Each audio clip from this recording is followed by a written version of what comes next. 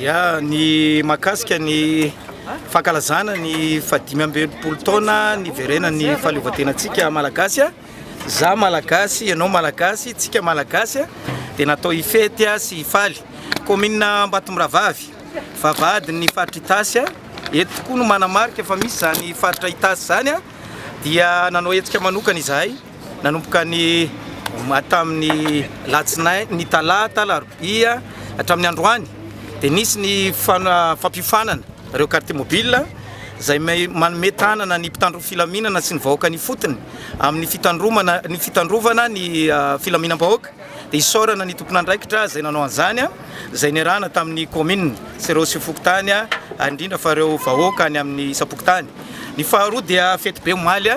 nankalaza an'izany zay tamin'ny alalan'ny arendrina, tamin'ny alalan'ny mozika, tamin'ny alalan'ny mety ny sotoavina mamalagasy dia ny kalesa zay tsy hita zay maratsy azy fa tao anatin'ny fitandrovana ny fandrimpahalemana tanteraka izay ary tsy misy ny loza na ny ratra fa dia fifaliana ho an'ny vahoaka no vita omaly.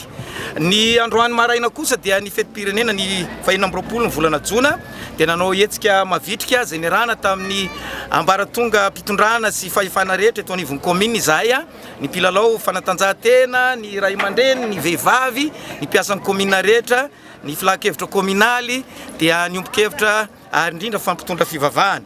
Nandeha tamin'ny alalan'ny ditongotra azakazaka majinijinika ary indrindra fambolekazo zay manamarika fa tiatsika Madagasikara ary tokony tontolo maitso Ambatombaravavy amin'ny mahavavahady azy dia nanao zany fambolekazo zany izay ho marika anankiray izay tsy adino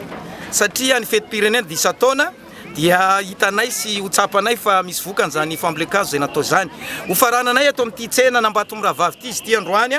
ity no tsena zay hosokafanay amin'ity taona ity ary mino izay